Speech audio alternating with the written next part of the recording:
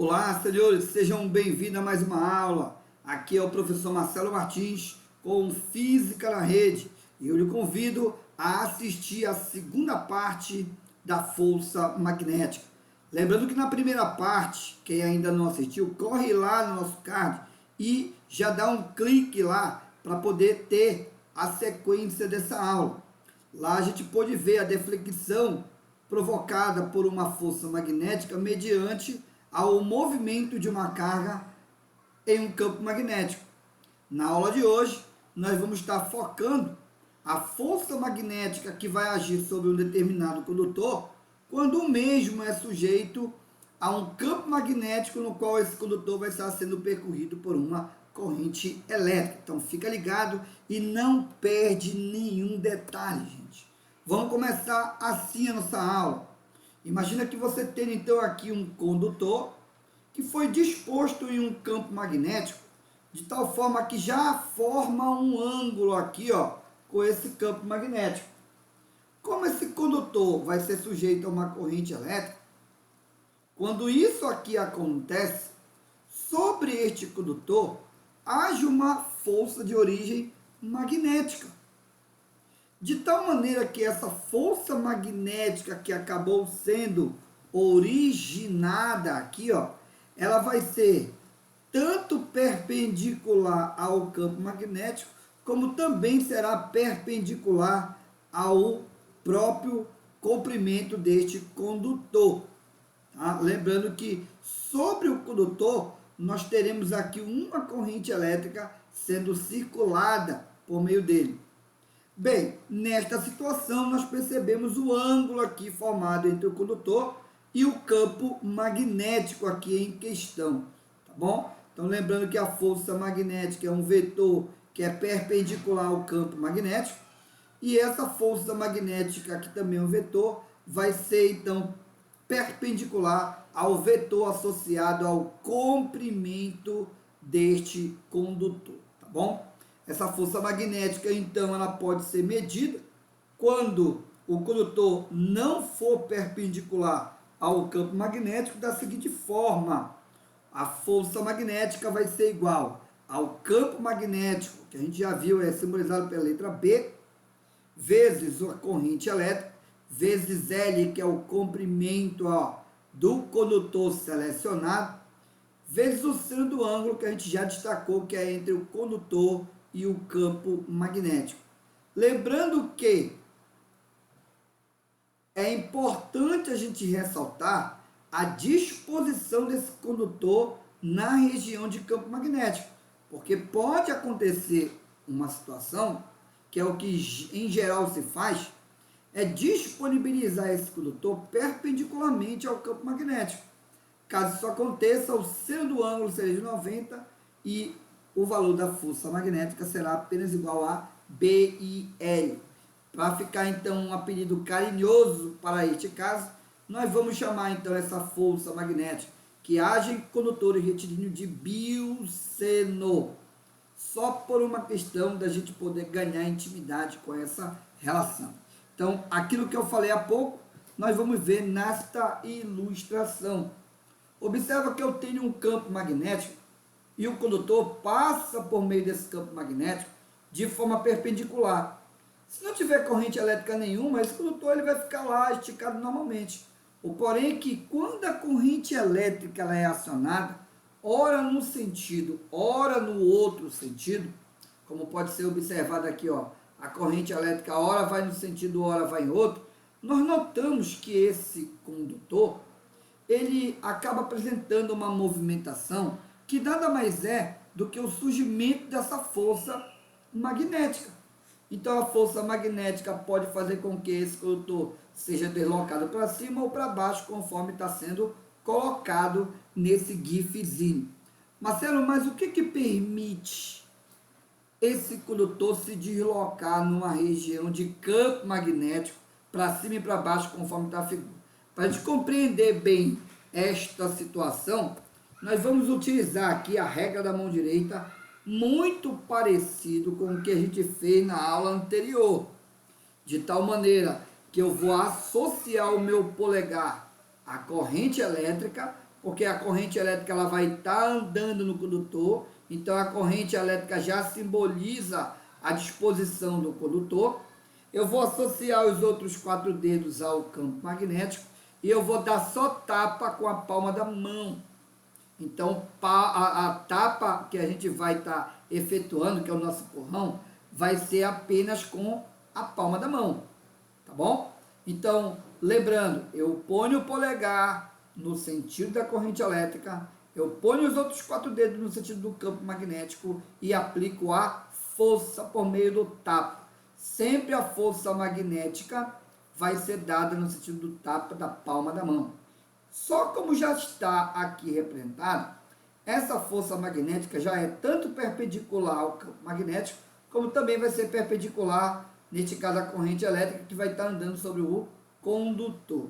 Neste caso, como o condutor ele vai estar disposto perpendicularmente ao campo magnético, logo a nossa força magnética vai ser igual a π, uma vez que o ângulo θ simboliza o ângulo entre o condutor e o campo magnético, e se esse θ for 90 graus, o seno de 90 graus vale 1.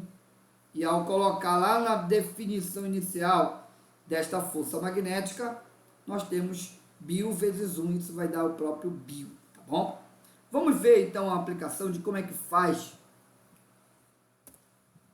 Exercício de número 1. Diz assim, gente, ó.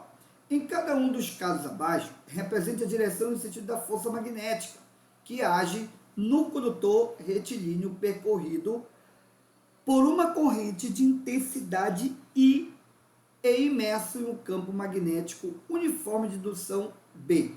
Acompanhe o primeiro exemplo. Letra A. Observa que eu tenho uma corrente elétrica se deslocando no condutor e o condutor já está sendo colocado no campo magnético de forma perpendicular. E a corrente elétrica, ao se deslocar da esquerda para a direita, isso define que eu devo colocar o meu polegar aqui no sentido da corrente elétrica. Colocando o polegar no sentido da corrente elétrica, e esse campo magnético, conforme ele está sendo representado, ele está entrando na tela do teu computador, do seu celular agora. Então, coloca os 4 dedos entrando na tela e põe para frente o teu polegar, tu vai notar que a força magnética, que é o tapa, ele vai ser direcionado para cima. Então, na primeira situação, olha para onde vai estar sendo apontada a tua força magnética. Observa que a força magnética vai ser tanto perpendicular ao campo, como também é perpendicular ao comprimento desse condutor, tá bom? Então, primeiro exercício bem fácil, letra A. Vamos para a letra B? Agora, observa que a corrente elétrica está entrando na tela. Então, pega o teu polegar e já coloca ele entrando na tela. Agora, pega os teus outros 4 dedos e aponta para frente, porque ele vai representar o campo magnético. Dá o tapa agora. Quando você der o tapa ele vai estar sendo orientado para baixo. Então, essa vai ser a orientação da força magnética. No exercício C, observa, a corrente agora vai da direita para a esquerda e o campo magnético está apontando para fora. Ele está saindo da tela. Então, pega teus 4 dedos, aponta para fora da tela do teu computador. Coloca o polegar aqui na corrente elétrica e ao dar o tapa, essa força magnética ela vai estar sendo orientada para cima. Então, aqui está a orientação da força magnética, tá bom? E a letra D, que é a última da primeira questão, diz que a corrente elétrica está entrando e as linhas de campo magnético estão para cima. Então, coloca teu polegar entrando na tela agora, coloca teus dedos que representam o campo magnético para cima, como está aí. Então, o polegar entrando na tela com os outros dedos apontando para cima, quando você der o tapa, a força magnética vai estar sendo orientada para a direita. Então, está aqui mais uma questão resolvida. Então, resolvemos aqui 4 situações diferentes para que você, então, note de que maneira a força magnética vai estar atuando sobre um condutor retilíneo em cada uma das 4 situações, tá bom? Bora ver agora uma aplicação um pouco mais prática disso. Aí eu vou pegar aqui o exercício número 2, que diz assim, ó, um condutor retilíneo, ele tem a massa de meio quilograma e o comprimento L de 1 metro. Ele está em um campo magnético de indução meio Tesla, então isso aqui é o B, é o campo magnético, é o valor do campo magnético, como na figura. A mola que sustenta o condutor tem a constante elástica, que é o cada mola, vale 100 Nm por metro, e ele pede aqui, ó, determine a deformação sofrida pela mola em cada uma das situações abaixo. Aí pede para você adotar a gravidade como sendo 10 metros por segundo ao quadrado. Então, letra A, ele pergunta assim, ó, determine a deformação sofrida em cada situação. Qual é a primeira situação? Letra A, o condutor não está sendo percorrido por corrente elétrica. Gente, se o condutor não está sendo percorrido por corrente elétrica, não tem força magnética agindo sobre ele. Então, neste caso, as únicas forças que nós teremos é o peso para baixo e a força elástica para cima. Então, a força elástica ela vai ser igual ao peso numa condição de equilíbrio. Então, a força que puxa ele para baixo é igual à força que puxa o condutor para cima. Então, a força elástica é igual ao peso. A força elástica nós vimos em aulas que é a constante elástica vezes a deformação e o peso é a massa vezes a gravidade.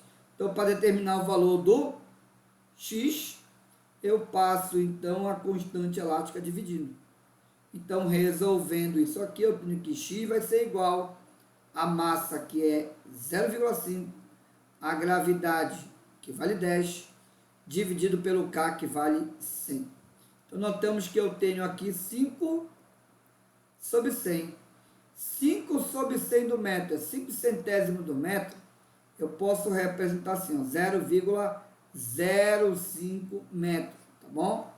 Ou eu já sei que 5 centésimos do metro é 5 centímetros. Então, está aqui a letra A. Se não tem corrente elétrica no condutor, as únicas forças que vão agir sobre ele é o peso e a força elástica, mesmo que ele esteja numa região de campo magnético, tá bom? Então, letra B, vamos para a letra B aqui, ó, letra B, vamos pegar aqui uma canetinha branca para ficar melhor. Na letra B, o condutor é percorrido por uma corrente elétrica de intensidade 10 A no sentido de M para N. Então, vamos ter aqui a nossa noção para ficar mais fácil. O condutor, ele vai então ser percorrido por uma corrente elétrica nesse sentido. Olha como é que é o campo magnético, está entrando, ó. Então, coloca teu polegar aí na corrente e o campo entrando. Quando você der o tapa que origina a força magnética, vai estar para cima. Então, eu terei para cima a força magnética, para cima também a força elástica. E para baixo, nós teremos a força peso. Força peso.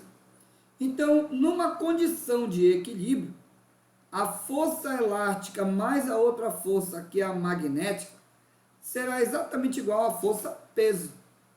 Lembrando que a força elástica é K vezes o X.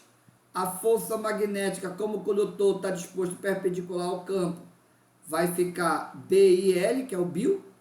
E o peso é a massa vezes a gravidade. Sendo assim, vai ficar 100 vezes o X, mais, porque o K vale 100, ó, ele deu no comando. O B, que é o campo magnético, vale meio Tesla. Então, vou colocar aqui meio. A corrente elétrica, ele falou para eu adotar o valor 10, vezes o comprimento do condutor, que ele disse que é 1 metro. Mais, opa, melhor, aqui é igual, né? Isso aqui é igual ao peso, ó. E o peso é a massa vezes a gravidade. A massa vale meio e a gravidade vale 10. Observa que esse valor bem aqui, ó, meio vezes 10 vezes 1, esse valor dá 5. E meio vezes 10 também dá 5. Então, vai ficar 100x é igual 5 que já estava do outro lado e o 5 que passou para o outro lado. Então, 5 menos 5 daria 0. Então, quando eu passar dividindo aqui o 100, vai ficar 0 dividido por 100.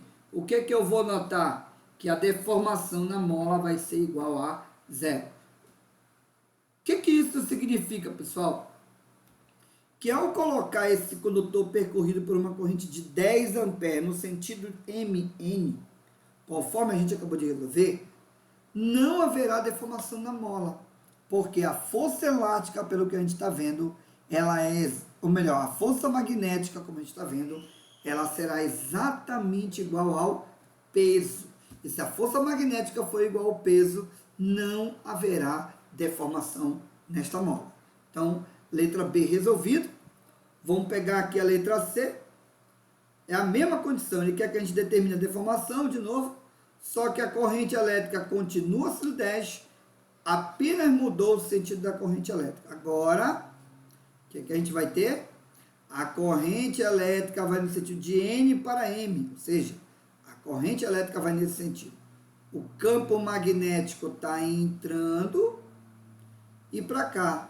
Então, quando você colocar o seu polegar na corrente elétrica, tá bom? Polegar na corrente elétrica, campo entrando na tela, ao dar o tapa, a força magnética, ela vai estar sendo direcionada para baixo. Aqui teria a nossa força magnética. Assim como o peso, ó, também vai estar para baixo. E a única força que vai estar para cima será a força elástica. Então, aqui está o diagrama do corpo livre sobre esse corpo que é o nosso condutor. Bem, aplicando a condição de equilíbrio, a soma das forças que estão para baixo tem que ser igual à soma das forças que estão para cima. Então, para cima eu tenho a força elástica e isso tem que ser igual à soma da força magnética mais o peso. Porque as duas forças que estão para baixo, então elas vão se somar e se contrapor à força que está para cima. A força elástica nós já vimos que é Kx. Força magnética, como o condutor é perpendicular ao campo, então vai ficar B e L, mais o peso que agora é mg. Então aqui eu tenho 100 vezes o x, o B é meio, que é o campo magnético, a corrente ele pediu para adotar o valor 10, o comprimento do condutor vale 1, mais a massa que é 0,5 vezes a gravidade que é 10. Note que aqui dá 5 e aqui também dá 5. E 5 mais 5 é 10. Logo, x vai ser igual a 10 dividido por 100.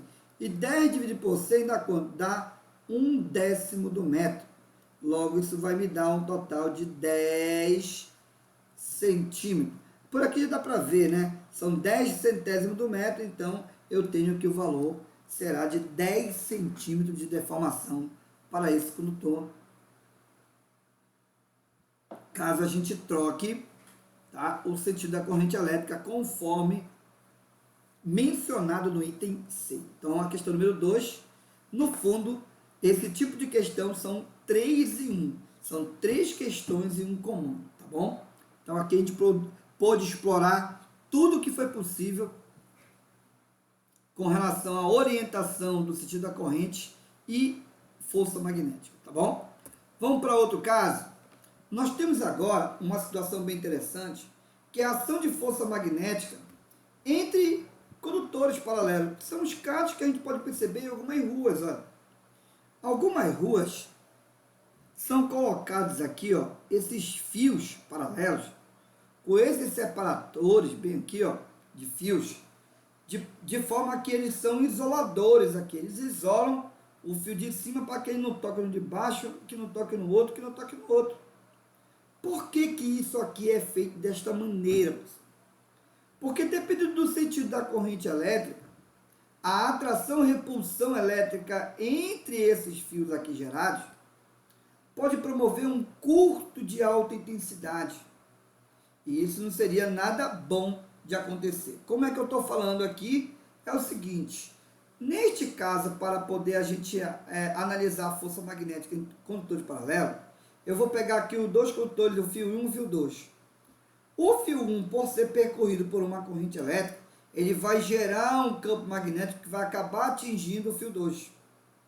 Assim como uma corrente elétrica que vai percorrer o fio 2, vai gerar um campo magnético que vai atingir o fio 1. E esses campos, eles podem serem campos que vão permitir a origem de forças de atração ou de repulsão entre esses fios. E como é que eu vou saber? Aqui tem uma regra que a gente vai aplicar para não ficar perdendo muito tempo com demonstração. Essa regra vai dizer o seguinte: se as correntes elétricas tiverem o mesmo sentido, primeira observação, a força magnética será de atração entre os fios. Mas se a corrente elétrica de um fio for oposto à corrente elétrica do outro fio, aí a gente vai perceber que a força magnética gerada, ela vai ser uma força de repulsão. Tu não pode esquecer isso, gente, porque faz total diferença na hora que tu vai efetuar as suas medições. Para obter a força de atração e repulsão, nós vamos usar essa equação bem aqui, ó, onde a força de atração e de repulsão entre os fios percorrido por correntes elétricas vai ser igual a permeabilidade magnética do meio vezes a corrente elétrica do primeiro fio vezes a corrente elétrica do segundo fio vezes o comprimento do fio a ser selecionado. Então observa aqui que eu tenho o fio 1 e o fio 2 aqui em cima, fio 1 e fio 2 aqui em cima, ó, e aí eu separei esses dois fios a um comprimento L aqui, ó, e dividido por 2π vezes o D, onde D é a distância entre os fios, tá bom? Então, dependendo da situação, lembrando, pode ser que aconteça uma atração, caso a corrente elétrica tenha o mesmo sentido, nós teremos uma atração. Se as correntes elétricas sobre os fios forem opostos, nós teremos uma repulsão. Então, o primeiro exercício para mostrar como isso vem caindo, está aqui, ó. Dois fios longos e paralelos, colocados a uma pequena distância um do outro, são percorridos por correntes elétricas de intensidade 1 e 2. Nestas condições, pode-se afirmar que, letra A força magnética induzida será de atração se as correntes tiverem o mesmo sentido e de repulsão se tiverem sentidos opostos. Cara, não penso nem duas vezes, a alternativa correta já seria logo a letra A.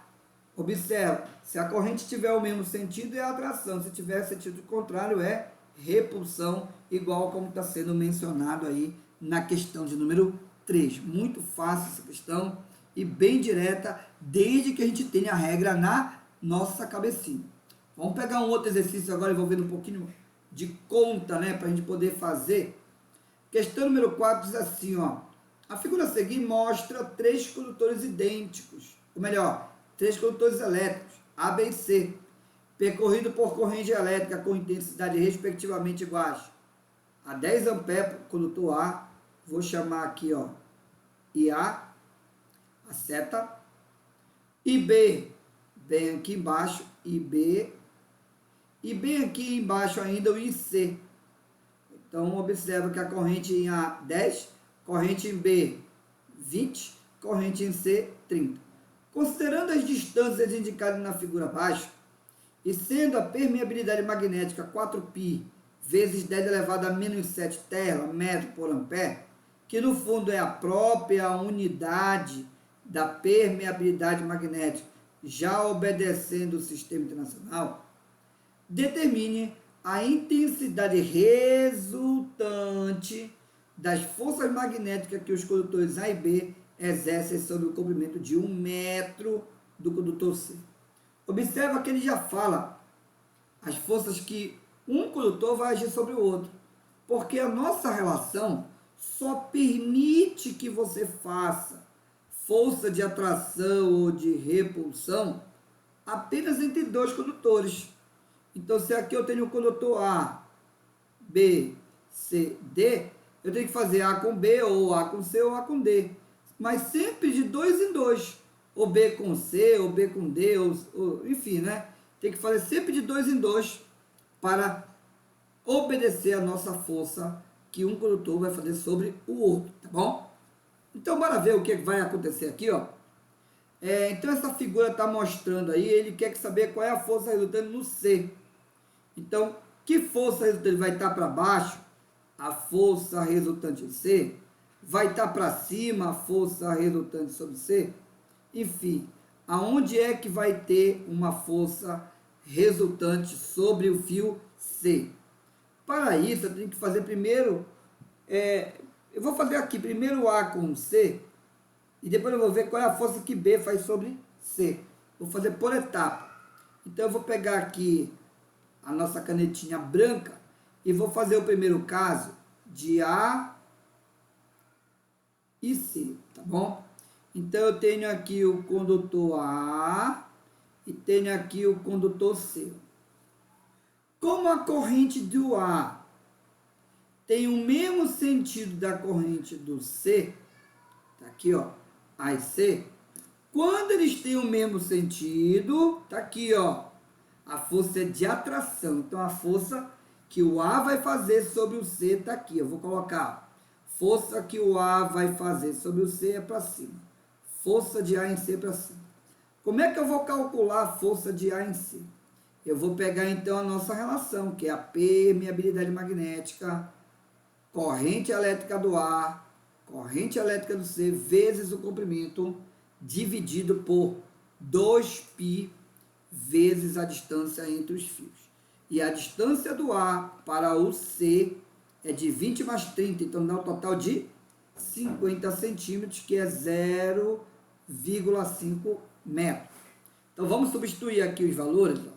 Força de A em C é igual a 4π 10 elevado a menos 7. Corrente do A é 10. Corrente do C é 30. Comprimento é 1. 30, não ficou legal aqui? 0. Meu Deus, apagou tudo. Então, A e C. Então, lembrando daqui o A e o C. Ó. A, C. Lembrando que como a corrente do A vai ter a mesma orientação do C, então entre eles vai ocorrer uma atração. Então, o A atrai o C, assim como o C atrai o A.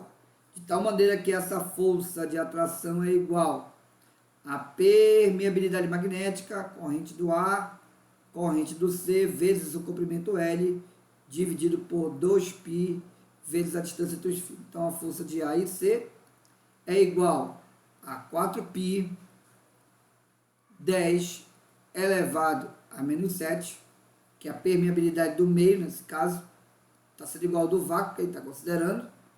Corrente do A é 10, corrente do C 30, comprimento selecionado 1, tudo dividido por 2π, vezes a distância entre os fios, que é de meio metro, tá bom? Pessoal, se eu multiplicar 2 vezes o meio, dá 1 aqui embaixo, e esse π vai embora com esse π, ó. Aqui embaixo então, eu tenho 1, 2 vezes meio dá 1, π vai embora com esse π, o que sobra aqui? Eu tenho então a força que A vai fazer em C é igual, ó, aqui eu tenho 300 vezes 4, daria 1.200 aqui, ó. 1.200 vezes 10 elevado a menos 7. Vamos só fazer um ajuste aqui, ó. Fazendo o ajuste, andando com a vírgula 3 casas, vai subtrair 3 casas aqui no meu expoente. Logo, o valor da força seria igual a 1,2 10 elevado a menos 4 newton. Então, aqui seria a força apenas que o A faria sobre o C. Vamos ver agora a força que B vai fazer em C? Então, aqui estaria o fio B e aqui embaixo o C. Olha a corrente no B. A corrente no B é neste sentido e a corrente no C é no sentido contrário. Então, o B vai fazer no C uma força de repulsão. Então, vai estar para baixo. força de B em C. Bora ver então como é que ficaria esta nossa situação? Ficaria então força que B vai fazer em C é igual a permeabilidade magnética, a corrente do B, vezes a corrente do C, vezes o comprimento do fio selecionado, dividido por 2 vezes o π vezes o D.